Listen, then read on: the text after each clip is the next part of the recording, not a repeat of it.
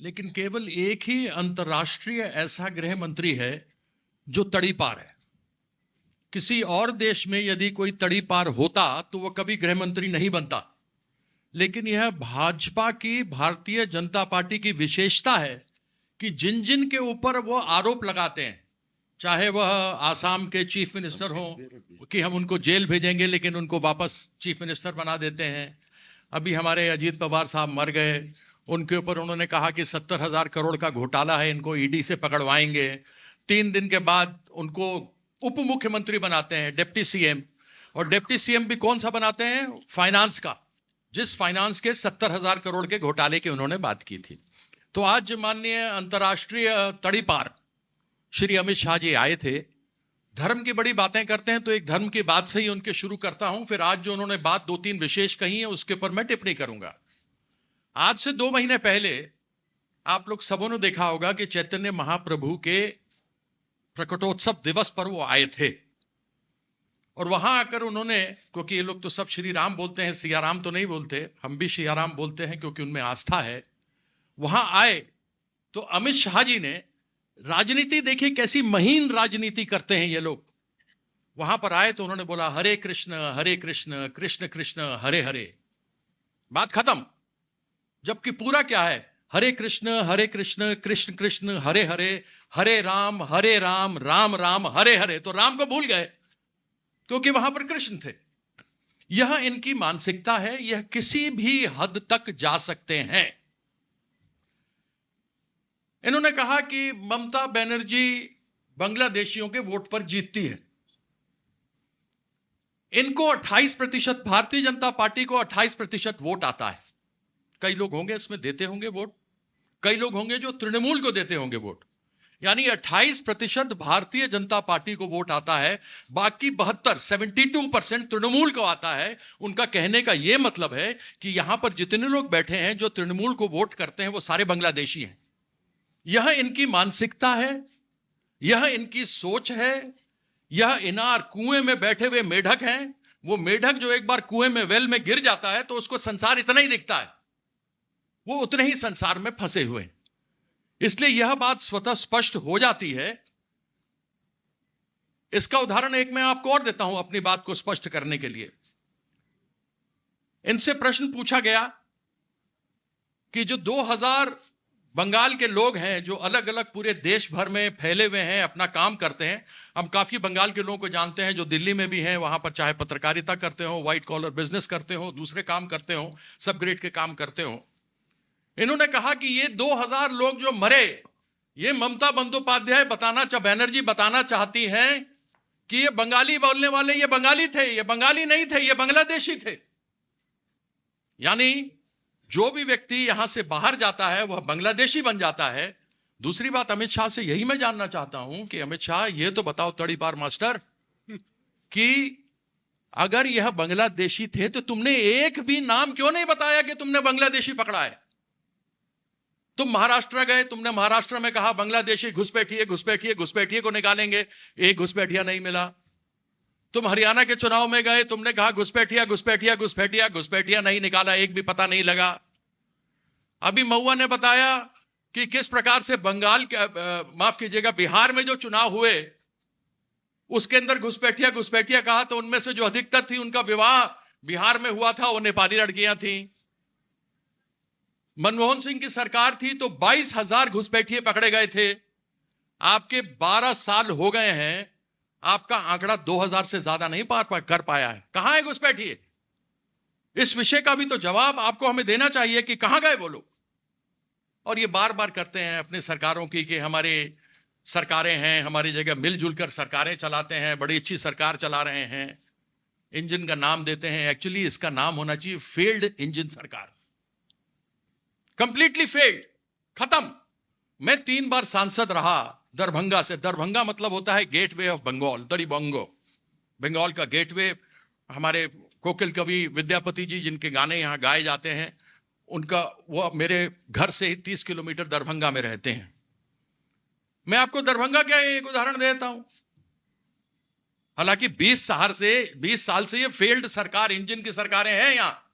वहां हत्या, फरोती, अभी तो बता ही दिया आपको कि क्राइम जो मर्डर होते हैं महिलाओं के, उनमें बिहार का नाम 2 नंबर पर है। उसी प्रकार से जो अपहरण महिलाओं के होते हैं उसमें तीसरे नंबर पर है। जो दहेज डाउरी का केस होता है उसमें बिहार दूसरे नंबर पे है। यह फेल्ड इंजन की सरकार जो 20 सालों से चल रही है। मेरा भी एक क्षेत्र है जो मैंने 2014 में, एक उदाहरण केवल आपको दे रहा हूं, I am giving you just one example, कि मैंने 2014 में एम्स, 2015 में AIIMS all India institute of medical sciences अपने क्षेत्र के लिए पास करवाया। एक बार यहां तक तो प्रधानमंत्री जी ने कह दिया कि बन के तैयार हो गया, तो हमको ले जाकर वीडियो खिंचवाना पड़ा कि वहां पर कुछ नहीं था, चौर था, सिर्फ पानी बह रहा था और कुछ नहीं था। लेकिन एक उपलब्धि रही है इस नरेंद्र मोदी की सरकार की, जो ये बोलते हैं कि हमारे जहां जहां सरकार होती है हम बड़ा विकास करते हैं। वहां पर एक गेट बना है एम्स के सामने इन 12 सालों के अंदर। एक गेट है सिंपल, उसका दाम कितना है? 18 करोड़। मैं इस गारंटी से कह सकता हूं उस गेट को मैं 18 लाख रुपए में बनवा सकता हूं। 18 करोड़ का गबन इन लोगों ने इस प्रकार से किया है। यह गबन एक बार नहीं, हजारों बार होता रहता है। जिन जिन लोगों पे ये आरोप लगाते हैं, इनके वॉशिंग मशीन में आता है, वॉशिंग मशीन से निकलता है और निकल करके बिल्कुल साफ हो जाता है। वह भारतीय जनता पार्टी की विशेषता है। इन्होंने महिला सुरक्षा के बारे में कहा। ये एनसीआरबी जो इनकी अपने सरकार के डाटा है सितंबर 2023 का, उसमें उन्होंने अंग्रेजी में बताया था और बांग्ला बताया, मैं आपको हिंदी में बता दूं कि महिलाओं के खिलाफ उत्पीड़न यानी अत्याचार यानी क्राइम, यूपी एक नंबर पर है, 66,381 केसेस। महाराष्ट्र दूसरे नंबर पे है, 47,101, 47,101। तीसरे नंबर पर है राजस्थान, 45,4500, 45,450। ये सब भारतीय जनता पार्टी की सरकारें हैं यहां पर, और ये कोई मिलीजुली सरकार नहीं है यहां, ये सब भारतीय जनता पार्टी की है। रेप, बलात्कार एक घृणित अपराध है, और ऐसे मानसिकता के लोग पूरे देश भर के अंदर भरे पड़े हैं, और इसका हम लोग को प्रतिरोध करना चाहिए, विरोध करना चाहिए कि ऐसे मानसिकता के लोगों के विरुद्ध एक कड़ा कानून आना चाहिए जो हमारी सरकार ने बनाया। यहां बैठे मंत्री जी, वो कानून बनाया गया और बना करके यह कहा गया कि 2 सप्ताह के अंदर उसके ऊपर ट्रायल होकर उसको फांसी की सजा मिलनी चाहिए। लेकिन 2 साल से वह कानून पड़ा हुआ है, वह रेप का कानून जिसके ऊपर मौत की सजा होनी चाहिए, वो आज तक पड़ा हुआ है, उसके ऊपर कुछ नहीं हुआ है। अपराजिता बिल उसका नाम है, हम सब जानते हैं। डाउरी केस में आपको बता दिया, UP 1 number, Bihar 2 number, MP तीसरे नंबर पर है। रवि इन्होंने बताया कि लाल किला, जहां पर 15 अगस्त को प्रत्येक वर्ष प्रधानमंत्री देश का उद्बोधन करते हैं, सन 1950 से, जब से हमारा संविधान बना तब से आज तक करते रहे हैं, वह केवल अमित शाह के घर से 4 किलोमीटर दूर है, केवल 4 किलोमीटर। और यह केवल इलेक्शन मोड में होते हैं। मुझे तो समझ में नहीं आता कि ये देश के प्रधानमंत्री हैं कि प्रचार मंत्री हैं कि परिधान बार बार बदलते हैं, कपड़े बदलते रहते हैं। इनको कपड़ा बदलने का शौक है भाइयों बहनों, इसके अलावा और कुछ नहीं है। केवल जहां पर विषमता जिसको कही जाती है, विंडिक्टिवनेस, यह कूट कूट के भरा हुआ है सरकार के अंदर।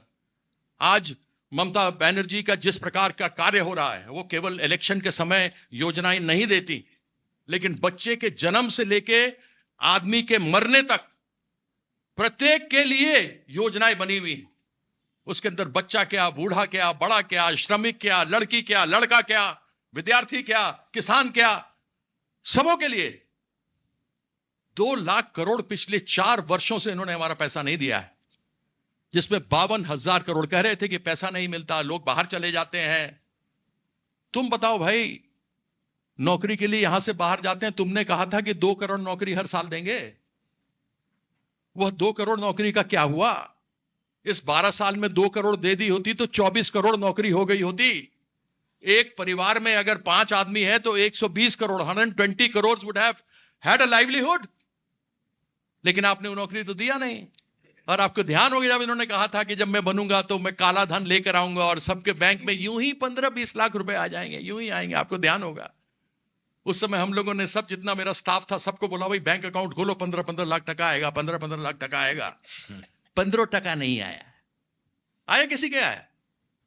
अगर किसी के पास आया हो तो बताइएगा, हम लोग भी एप्लीकेशन डाल देंगे भाई, उनको मिल गया तो हमको भी मिल जाए।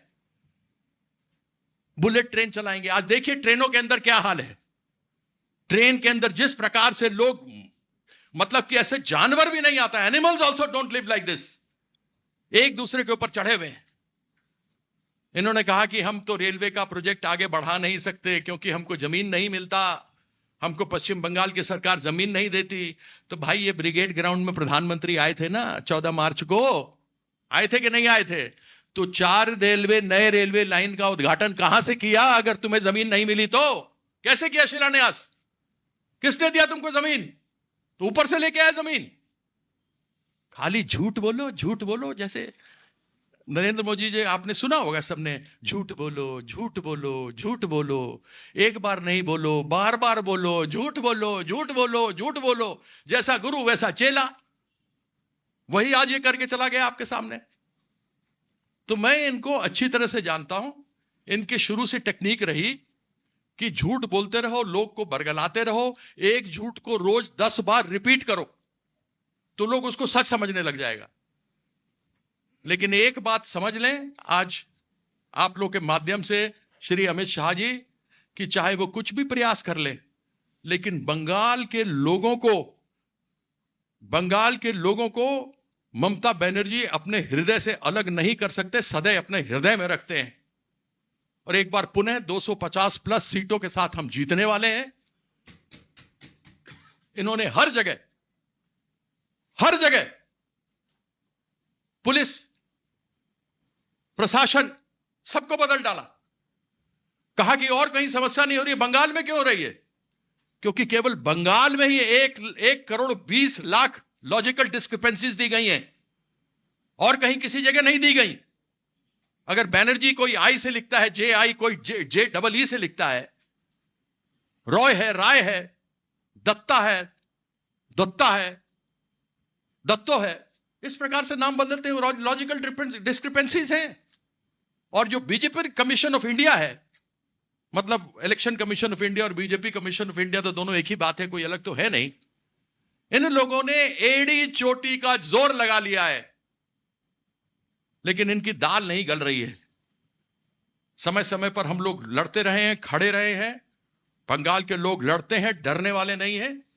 बंगाल के लोग आगे लड़ करके जीतना जानते हैं। लड़ करके फिर इसका गलत मीनिंग ले लेंगे। कीर्ति आजाद फिर बोल रहा था, लड़ने की बात कर रहा था। लड़ने का वो मतलब नहीं, मतलब ये कि विश्वास के साथ लबरेज हैं।